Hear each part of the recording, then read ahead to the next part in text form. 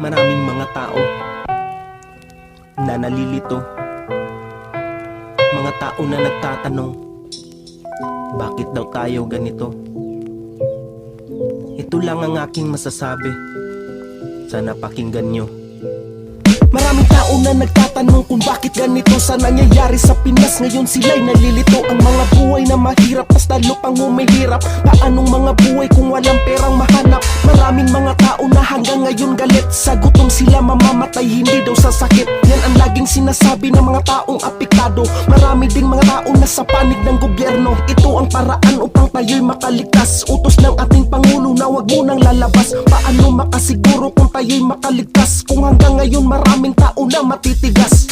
Lagi niyong isipin para tayo'y makaiwas, lahat tayo'y sumunod at manalig sa itaas. Malungkot man na isipin ganito ang dinaranas, mas lalo pang malungkot kapag tayo ay nalalagas. Lahat tayo ay manalig at tayo'y magtulungan, tanggalin ang mga galit, huwag tayong magbangayan. Ito lang ang paraan upang sakit ay maiwasan. Tulong-tulong ang lahat, sabay-sabay nating labanan. Lahat tayo ay manalig at tayo'y magtulungan, tanggalin ang mga galit, huwag tayong magbangayan. Ito lang ang paraan upang sakit ay maiwasan. Tulong-tulong ang lahat, sabay-sabay nating labanan. Mga tao na nagtatanong, kailan ba ito matapos? Kailan ba mawawala ang pagkalat ng isang virus? Di ka paano ba matapos kung maraming pasaway? Kailan ba natin maaabot ang mis ng tagumpay?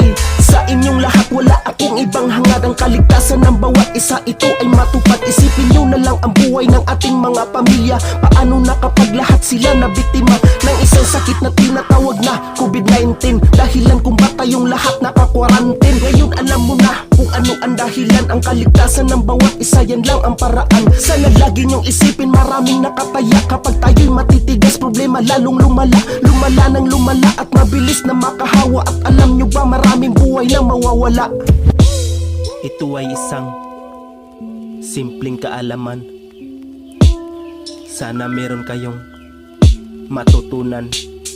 Gawin natin ang lahat, sige tayo'y magtulungan. Tayo'y mga Pilipino, may dugo na palaban. Kung anong mga problema, di tayo magpapatinag. Ganyan tayong Pilipino, may puso na matatag. Lahat tayo ay manalig at tayo'y magtulungan, tanggalin ang mga galit, huwag tayong magbangayan. Ito lang ang paraan upang sakit ay maiwasan. Tulong-tulong ang lahat, sabay-sabay nating labanan. Lahat tayo ay manalig at tayo'y magtulungan, tanggalin ang mga galit, huwag tayong magbangayan. Ito lang ang paraan upang sakit ay maiwasan. Tulong-tulong ang lahat, sabay-sabay nating labanan.